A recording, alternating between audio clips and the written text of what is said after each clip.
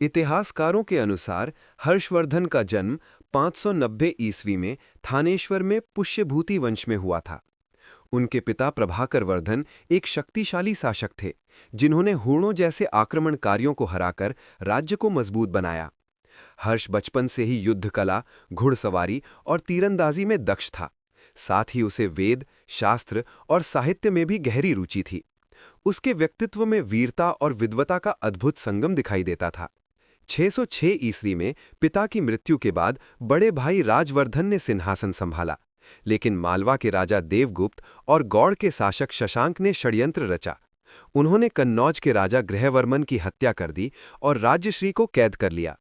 राजवर्धन अपनी बहन को बचाने कन्नौज पहुंचे, लेकिन वहां उन्हें धोखे से मार दिया गया। ये घटना उत्तर भारत की राजनीति में भूचाल की तरह थी। थानेश्वर का राजमहल उस रात शांत था। दीपों की लौ टिमटिमा रही थी और गलियारों में पहरेदारों की धीमी पदचाप गूंज रही थी।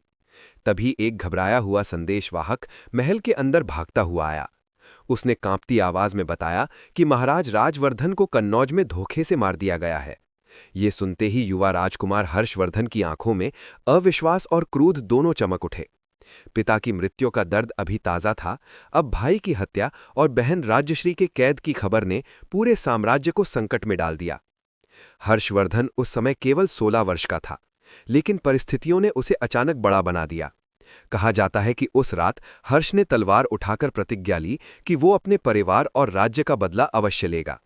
यही वो क्षण था जब एक किशोर राजकुमार ने इतिहास में महान शासक बनने की राह पकड़ी।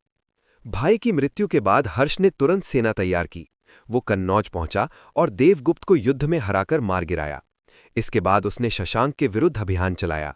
बहन राज्यश्री को बचाने के लिए वो जंगलों और पहाड़ियों में भटका और अंततः समय रहते उसे आत्मदाह से बचा लिया।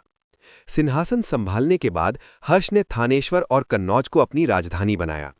उसका शासन 606 से 647 ईस्वी तक चला। उसने पंजाब से बंगाल तथा नर्मदा नदी तक अपना साम्राज्य फैलाया। उसकी सेना में हजारों हाथी और तेज घोड़े शामिल थे।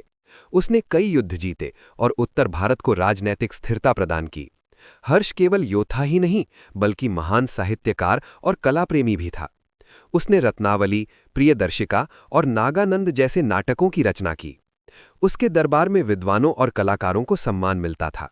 चीनी यात्री हुएनसांग 5 वर्षों तक उसके दरबार में रहा और उसने हर्ष को दयालु तथा विद्वान शासक बताया।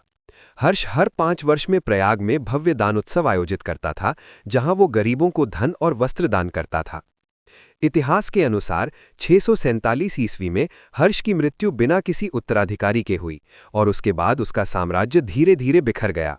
फिर भी उसकी कहानी आज भी प्रेरणा देती है। हर्षचरित और हुएनसांग के